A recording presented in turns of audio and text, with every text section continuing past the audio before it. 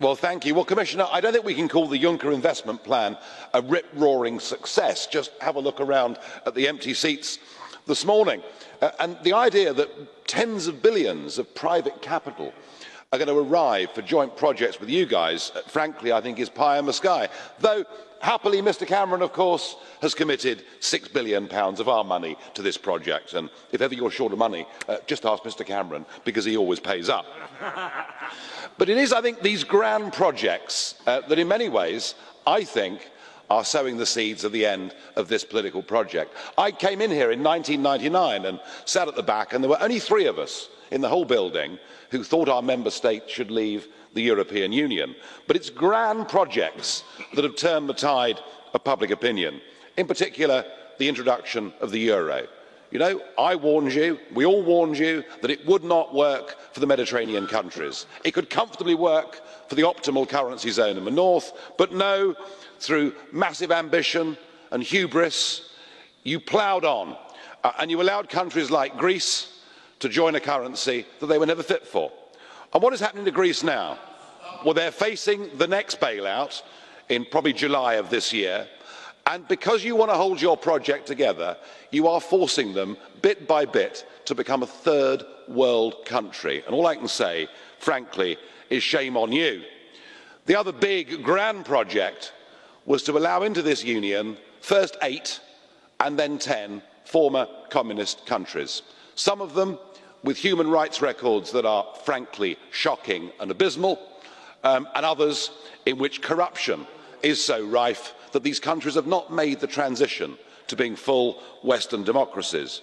When I was first elected here, the word immigration did not even appear on my election address. We did not use that word once when the first 3 of us got elected here.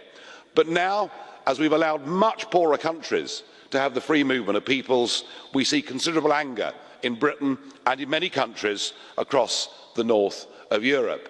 And yes, it's led to the rise of parties that some may consider to be deeply unpleasant. But that's what happens when you take control out of people's lives.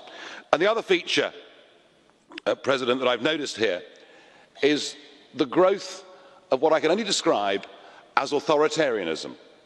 You know, we actually saw the Prime Minister of Greece removed effectively by a coup d'etat, and we saw Mr Berlusconi removed by a coup d'etat, and in both cases represented by appointees who were former directors of Goldman Sachs. So I think you've sowed the seeds of your own destruction.